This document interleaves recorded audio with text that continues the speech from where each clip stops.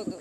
ಈ ಒಂದು ರೈಲ್ವೆ ಸ್ಟೇಷನ್ನಲ್ಲಿ ಒಂದು ಮೂಲಭೂತ ಸೌಕರ್ಯಗಳನ್ನು ಒಂದು ಇಂಪ್ರೂವ್ ಮಾಡೋದರಲ್ಲಿ ಹಲವಾರು ಅಂದರೆ ನಾನು ಎಂ ಪಿ ಆದ ದಿನದಿಂದಲೂ ನಾನು ಸಾಕಷ್ಟು ಶ್ರಮ ಪಟ್ಟಿದ್ದೀನಿ.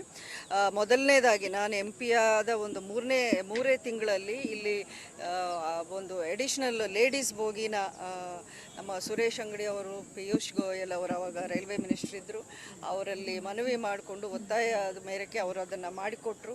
ಅದಾದಮೇಲೆ ಇಲ್ಲಿ ಮಾರ್ಕೆಟ್ ಬೀದಿಲಿ ಎಲ್ಲ ವ್ಯಾಪಾರಿಗಳಿಗೆ ತುಂಬ ತೊಂದರೆ ಆಗ್ತಿದೆ. ನಮಗೊಂದು ದಾರಿ ಮಾಡಿಕೊಡಿ, ಅಲ್ಲಿ ಟ್ರಾಫಿಕಲ್ಲಿ ಪ್ರತಿ ಸಲ ಟ್ರೈನು ಇದು ಮಾಡಿದಾಗ ಸಿಗ್ನಲ್ ಇದರಲ್ಲಿ ತುಂಬಾ ತೊಂದರೆ ಆಗ್ತಾ ಇದೆ, ವ್ಯಾಪಾರಕ್ಕೂ ನಮ್ಗೆ ನಷ್ಟ ಆಗ್ತಿದೆ, ಜನಸಾಮಾನ್ಯರಿಗೂ ತೊಂದರೆ ಆಗ್ತಿದೆ ಅಂತ ನನ್ನ ಗಮನಕ್ಕೆ ಬಂದಾಗ ಅದರಲ್ಲೂ ನಾನು ಅಲ್ಲಿ ರೈಲ್ವೆ ಮಿನಿಸ್ಟರ್ಸ್ನೂ ಭೇಟಿಯಾಗಿ ಇಲ್ಲಿ ನಮ್ಮ ಸೌತ್ ವೆಸ್ಟರ್ನ್ ರೈಲ್ವೆ ಝೋನ್ ಏನಿದೆ ಅದರ ಹಲವಾರು ಮೀಟಿಂಗ್ಸಲ್ಲಿ ಈ ಪ್ರಸ್ತಾಪವನ್ನು ತಂದು ಎಷ್ಟೋ ಅದಕ್ಕೆ ಒಂದು ಅಡಚಣೆಗಳಿತ್ತು, ಸಮಸ್ಯೆಗಳಿತ್ತು, ಅದನ್ನೆಲ್ಲ ಖುದ್ದಾಗಿ ಮೀಟಿಂಗ್ಸ್ ಮಾಡಿ ಅಧಿಕಾರಿಗಳ ಜೊತೆಯಲ್ಲಿ ಅದು ಈಗ ಒಂದು ಹಂತಕ್ಕೆ ಬಂದಿದೆ. ಇದನ್ನು ಇನ್ನೇನು ಒಂದು ತಿಂಗಳಲ್ಲೋ 2 ತಿಂಗಳಲ್ಲೋ ಅದು ರೆಡಿಯಾಗಿ ಅದು ಜನರಿಗೆ ಅನುಕೂಲವಾಗುವಂಥ ಒಂದು ಅಂಡರ್ ಪಾಸ್ ಆಗುತ್ತೆ ಅಲ್ಲಿ. ಅಷ್ಟೇ ಅಲ್ಲ, ಎಸ್ಕಲೇಟರ್ಸ್ ಇರಲಿ ಅಥವಾ ಈಗ ಈ ಅಮೃತ್ ಯೋಜನೆಯಲ್ಲಿ ಅಮೃತ್ ರೈಲ್ವೆ ಸ್ಟೇಷನ್ ಅಂತ ಮಾಡಿರೋದು ಒಂದು ಐ ಥಿಂಕ್ ಕರ್ನಾಟಕದಲ್ಲೇ ಒಂದು 50-100ಕ್ಕಿಂತ ಹೆಚ್ಚಿನ ಒಂದು ಸ್ಟೇಷನ್ಸ್ನ ತಗೊಂಡು ಅವರು ಮಾಡರ್ನೈಸ್ ಮಾಡಿ ಒಂದು ಮೇಲ್ದರ್ಜೆಗೆ ಉನ್ನತೀಕರಣವನ್ನು ಮಾಡ್ತಿದ್ದಾರೆ. ಇದೆಲ್ಲ ತುಂಬ ಸ್ವಾಗತಾರ್ಹ. ಮೇಡಮ್, ನಿನ್ನೆ ಸಭೆ ಮಾಡಿದ್ವಿ, ಏನೆಲ್ಲ ಅಭಿಪ್ರಾಯಗಳು ಸಂಗ್ರಹ ಆಯಿತು, ಚರ್ಚೆ ಆಯಿತು? ಚರ್ಚೆ ನಾವು ಈ 5 ವರ್ಷಗಳ ಒಂದು ಜರ್ನಿ ಬಗ್ಗೆ ಮಾತಾಡಿದ್ವಿ. ಪ್ರತಿಯೊಬ್ಬರು ಅವರ ಒಂದು ಭಾವನೆಗಳನ್ನು ನಮ್ಮ ಜೊತೆಯಲ್ಲಿ ಹಂಚಿಕೊಂಡಿದ್ರು, ಅವರವರ ಅಭಿಪ್ರಾಯಗಳನ್ನು ವ್ಯಕ್ತಪಡಿಸಿದ್ರು. ಅದರ ಜೊತೆಗೆ ಮುಂದಿನ ದಿನಗಳಲ್ಲಿ ನಮ್ಮ ನಡೆ ಯಾವ ರೀತಿ ಇರಬೇಕು ಅನ್ನೋದ್ರ ಬಗ್ಗೆನೂ ಚರ್ಚೆ ಮಾಡಿದ್ರು. ತುಂಬ ಪಾಸಿಟಿವ್ ಒಂದು ಒಳ್ಳೆಯ ಸಭೆ ಆಗಿತ್ತು.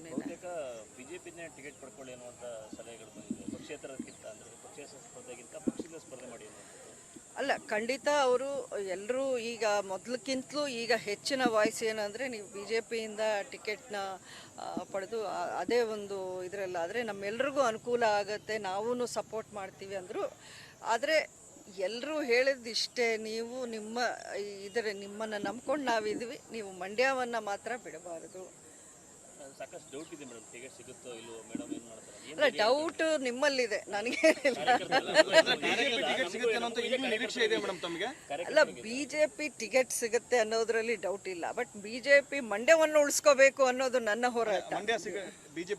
ನನಗೆ ವಿಶ್ವಾಸ ಇದೆ. ನೋಡಿ, ಹೇಳ್ತೀನಿ ಯಾವ ಕಾರಣಕ್ಕೆ ಅಂದರೆ, ಅವರು ಲಾಸ್ಟ್ ಎಲೆಕ್ಷನಿಂದನೂ ನನ್ನನ್ನು ಸಪೋರ್ಟ್ ಮಾಡಿದವ್ರೆ. ನಾನು ಈ 5 ವರ್ಷಗಳು ಪಾರ್ಲಿಮೆಂಟಲ್ಲಿರಲಿ, ಬೇರೆ ಬೇರೆ ಇಶ್ಯೂಸು, ವೋಟಿಂಗು, ಬಿಲ್ಲುಗಳ ವಿಷಯದಲ್ಲಿ ಬಂದರೆ ನಾನು 100% ಅವ್ರಿಗೆ ಸಪೋರ್ಟ್ ಕೊಟ್ಟಿದ್ದೀನಿ.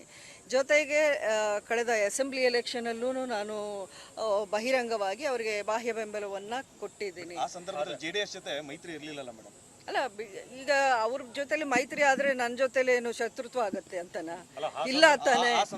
ಅಲ್ಲಲ್ಲ, ಈಗ ಅವ್ರು ಯಾವ ರೀತಿ NDA ಪಾರ್ಟ್ ಆದರೂ ನಾನು NDAನೇ, ಯಾಕೆಂದರೆ ನಾನು ಸಪೋರ್ಟ್ ಕೊಟ್ಟಿದ್ದೀನಿ. So I am also part of NDA. ನಾನು ಇನ್ನೂ ಪಕ್ಷ ಕೇಳಿ ನಾನಿನ್ನು ಮಾತು ಮುಗಿಸ್ತೀನಿ. ಅಷ್ಟೇ ಅಲ್ಲ, ಈ ನಮ್ಮ ಪಾರ್ಲಿಮೆಂಟಲ್ಲಿ, ಹೊಸ ಪಾರ್ಲಿಮೆಂಟಲ್ಲಿ ಫಸ್ಟ್ ಬಿಲ್ ಪಾಸ್ ಆಗಿರೋದೇ ಮಹಿಳೆಯರಿಗೆ 33% ಅನ್ನೋ ಬಿಲ್ನ ತಂದಿದ್ಯಾರು? ಭಾರತೀಯ ಜನತಾ ಪಕ್ಷ. ಹಾಗಾಗಿ ಅವ್ರಿಗೂ ಮಹಿಳೆಯರಿಗೆ ಎಲ್ಲೆಲ್ಲಿ ಸಾಧ್ಯತೆ ಇದೆಯೋ ಅಲ್ಲೆಲ್ಲ ಸೀಟ್ ಕೊಡಬೇಕು ಅನ್ನೋ ಒಂದು ಉದ್ದೇಶ ಅವರಲ್ಲೂ ಇದೆ. ಆ ಗುರಿಯನ್ನು ಅವರು ತಲುಪಬೇಕು, ಆ ಒಂದು ಉದ್ದೇಶ ಇದೆ. ಸೊ ಹಾಗಾಗಿ ಎಲ್ಲ ರೀತಿ ಇವೆಲ್ಲ ಕಾರಣಗಳು ನೋಡಿದ್ರೆ ಖಂಡಿತ ನನಗೆ ವಿಶ್ವಾಸ. ಮಧ್ಯದಲ್ಲಿ ಮೇಡಮ್, ಈಗ ತಾವು NDA ಪಾಠ ಆಗ್ತಾ ಇದ್ದೀರಾ, JDS ಕೂಡ ಆಗ್ತಾ ಇದ್ದಾರೆ. ಒಂದು ವೇಳೆ ನಿಮಗೆ ಟಿಕೆಟ್ ಸಿಕ್ತು ಅಂದರೆ ಇಲ್ಲಿ JDS ಅವರು ತಮಗೆ ಬೆಂಬಲ ವ್ಯಕ್ತಪಡಿಸ್ತಾರೆ ಅನ್ನೋ ಒಂದು ವಿಶ್ವಾಸ ಇದೆಯಾ? ಅಲ್ಲ, ಖಂಡಿತ ಇದೆ.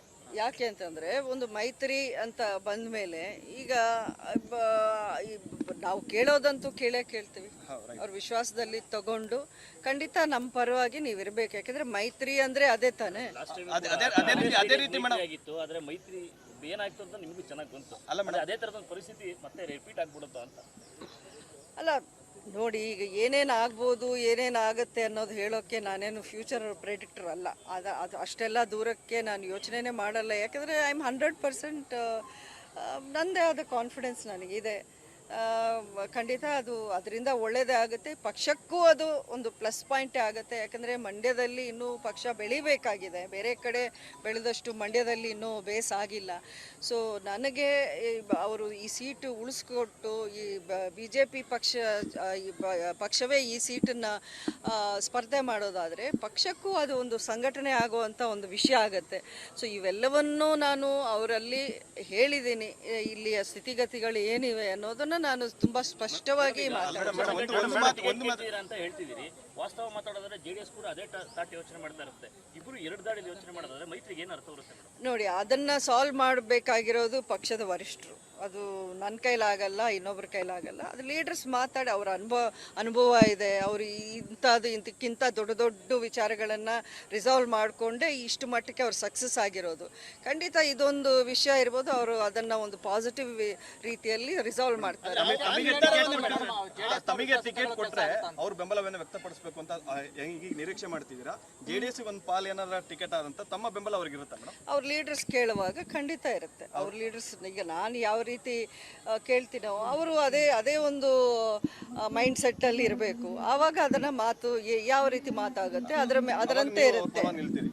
ಇಷ್ಟೊಂದು ಆವಾಗ ಏನಾಗುತ್ತೆ, ಇವಾಗ ಏನಾಗುತ್ತೆ ಮುಂದಿನ ಯಾವುದು ಆಗದೆ ಇರುವಂಥದ್ದು ಏನಿರಲ್ಲ. ಅಲ್ಲ, ತಾವು JDS ಅವ್ರ ಬೆಂಬಲ ಕೊಡಬೇಕಾಗುತ್ತೆ ಅಂತ ಹೇಳಿದ್ರು, ಅದಕ್ಕೋಸ್ಕರ ಈ ಮಾತನ್ನ ಕೇಳ್ತಾರೆ. ಎಲ್ಲ ಆಗ್ಬೇಕಾದ್ರೆ ನೀವು ಇಲ್ಲೇ ಇರ್ತೀರಾ, ನಾನು ಇಲ್ಲೇ ಇರ್ತೀನಿ, ಮತ್ತೆ ನಾವು ಮಾತಾಡೋ ಒಂದು ಸಂದರ್ಭನೂ ಇರುತ್ತೆ. ಇದೇ ಲಾಸ್ಟ್ ಅಲ್ವಲ್ಲ, ಇದೇ ಫೈನಲ್ ಡೆಸಿಷನು, ಇದೇ ಲಾಸ್ಟ್ ಡೇನೂ ಅಲ್ವಲ್ಲ. ಇನ್ನು ಮುಂದಕ್ಕೆ ಪ್ರತಿದಿನ ಏನೋ ಒಂದು ನ್ಯೂಸ್. ಶಾಸಕರು ತಾವು ಅವ್ರ ಪರವಾಗಿ ಪ್ರಚಾರ ಮಾಡಿ ಅಲ್ಲ, ನಾನು ಕೇಳೋದಂತೂ ಕೇಳ್ತೀನಿ. ಯಾಕೆಂದರೆ ನಾನು ಅವ್ರಿಗೆ ಸಪೋರ್ಟ್ ಮಾಡಿದ್ದೀನಿ, ಅವರು ನನಗೆ ಸಪೋರ್ಟ್ ಮಾಡಿದ್ದಾರೆ, ನಾನು ಅವ್ರಿಗೆ ಸಪೋರ್ಟ್ ಮಾಡಿದ್ದೀನಿ. 5 ವರ್ಷಗಳಲ್ಲೂ ಅವರ ಪಕ್ಷದ ಪ್ರತಿಯೊಂದು ಮನವಿಗೆ ನಾನು ಸ್ಪಂದಿಸಿದ್ದೀನಿ. ಪುಟ್ಟಣ್ಣಯ್ಯನವರ ಸ್ಟ್ಯಾಚ್ಯೂ ನಮಗೆ ಆಗಬೇಕು ಅಂತಿದ್ದಾಗ ನಾನೇ ಸಂಸದರ ನಿಧಿಯಿಂದ ನಾನು ಅನುದಾನವನ್ನು ಅವರಿಗೆ ಮಂಜೂರು ಮಾಡಿದ್ದೀನಿ. ಅದು ಬೇರೆ ಬೇರೆ ಕಾರಣಗಳಿಗೆ ಅದು ಆ ಒಂದು NHA ಅಬ್ಜೆಕ್ಷನಿಂದ ಅದು ಆಗಿಲ್ಲ. ಬಟ್ ಆದ್ರೂ ಅದು ಆದಾಗ ನನ್ನ ಅನುದಾನ ಹಾಗೆ ನಾನು ಕೊಡ್ತೀನಿ ಅನ್ನೋಂಥ ಮಾತನ್ನು ಕೊಟ್ಟಿದ್ದೀನಿ. ಕಾಂಗ್ರೆಸ್ ಜೊತೆ ಗುರುತಿಸ್ಕೊಂತ ಇದ್ದಾರೆ. ಅಲ್ಲ, ಗುರ್ತಿಸ್ಕೊಳ್ಳಿ, ಅದನ್ನು ಬೇರೆ ವಿಚಾರ, ಅದರ ಬಗ್ಗೆ ನನಗೇನಿಲ್ಲ. ಬಟ್ ಕಾಂಗ್ರೆಸ್ ಜೊತೆಯಲ್ಲಿ ಇದ್ದಾಗಲೂ ನಾನು BJPಗೆ ಬಾಹ್ಯ ಬೆಂಬಲ ಕೊಟ್ಟಾಗ್ಲೂ ನಾನು ಪಾಂಡವಪುರದಲ್ಲಿ ಮಾತ್ರ ನಾನು ದರ್ಶನ್ಗೆ ನಾನು ಸಪೋರ್ಟ್ ಮಾಡಿದ್ದೆ, ಅದು ನಿಮ್ಮೆಲ್ರಿಗೂ ಗೊತ್ತೇ ಇದೆ.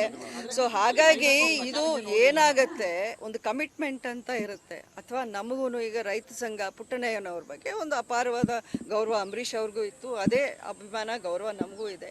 ಆ ನಿಟ್ಟಿನಲ್ಲಿ ನಾನು BJP ಲೀಡರ್ಸ್ಗೆ ನನ್ನ ಸಪೋರ್ಟ್ ಬಗ್ಗೆ ನಾನು ಮಾತಾಡುವಾಗಲೂ ನಾನು ಅದೊಂದು ಹೇಳಿದ್ದೆ. ನಾನು ಅವ್ರಿಗೆ ಪಾಂಡವಪುರದಲ್ಲಿ ನನ್ನ ಕಮಿಟ್ಮೆಂಟ್ ಇದೆ, ನಾನು ದರ್ಶನ್ ಪುಟ್ಟಣ್ಣಯ್ಯ ಸಪೋರ್ಟ್ ಮಾಡಲೇಬೇಕಾಗತ್ತೆ ಅಂತ. ಸೊ ಅದೇ ಆತ್ಮಸಾಕ್ಷಿ ಅನ್ನೋದು ಇರಬೇಕಲ್ಲ. ಆ ಒಂದು ಅಲ್ಲ, ಕಾರ್ಯಕರ್ತರದ್ದೇನು ಸಮಸ್ಯೆ ಇಲ್ಲ, ಇವತ್ತಿಗೂ ನನ್ನ ಜೊತೆಯಲ್ಲಿ ನಿರಂತರ ಸಂಪರ್ಕ ಇದ್ದಾರೆ. ಮೊನ್ನೆ ಈ ಟ್ರಯಲ್ ಬ್ಲಾಸ್ಟ್ ವಿಷಯದ ಬಂದಾಗ್ಲೂ ಅವರು ನನ್ನ ಜೊತೆಯಲ್ಲಿ ಬಂದು ಮಾತಾಡ್ತಾರೆ, ಸಪೋರ್ಟ್ ಕೇಳ್ತಾರೆ. ಅವ್ರಿಗೆ ಗೊತ್ತು ನಾನು ಅವ್ರ ಪರ ಯಾವ ರೀತಿ ನಿಂತಿದ್ದೀನಿ. ಎಸ್ಪೆಷಲಿ ಅಕ್ರಮ ಗಣಿಗಾರಿಕೆ ಅನ್ನೋ ವಿಚಾರ ಅಥವಾ KRS ಬೇಬಿ ಬೆಟ್ಟ ಈ ವಿಚಾರದಲ್ಲಿ ಬಂದಾಗ ರೈತ ಸಂಘ ಪರ ನಾನು ದೃಢವಾಗಿ ನಿಂತ್ಕೊಂಡಿದ್ದು ನಾನೇ ತಾನೆ. ಆವಾಗ ದರ್ಶನ್ ಅವರು ಇನ್ನೂ ಇಲ್ಲಿಗೆ ಬಂದಿರಲಿಲ್ಲ, ಅಮೆರಿಕಾದಲ್ಲಿದ್ದರು ಅವಾಗ. ಸೊ ಆ ಟೈಮಲ್ಲಿ ಅವರಿಗೆ ಆ ಕೊರತೆ ಗೊತ್ತಿಲ್ಲದಂಗೆ ನಾನು ನಿಂತ್ಕೊಂಡೆ ಅವ್ರ ಪರವಾಗಿ. ಸೊ ಹಾಗಾಗಿ ಕಾರ್ಯಕರ್ತರ ಅದೆಲ್ಲೂ ಗೊತ್ತಿಲ್ಲ ಅಂತ ಏನು ಹೇಳೋಕ್ಕಾಗೋದಿಲ್ವಲ್ಲ. ನಾನು ಅವ್ರ ಪರವಾಗಿ ತುಂಬ ನಾನು ದೃಢವಾಗಿ ನಿಂತಿದ್ದೀನಿ. ಬಟ್ ರಾಜಕಾರಣದಲ್ಲಿ ನಾವು ಸಪೋರ್ಟ್ ಮಾಡಿದವರೆಲ್ಲ ನಮ್ಗೆ ಸಪೋರ್ಟ್ ಮಾಡ್ತಾರೆ ಅಂತ ಅಲ್ಲ, ನಾನು ಕೇಳೋದು ಕೇಳ್ತೀನಿ ಅಷ್ಟೆ.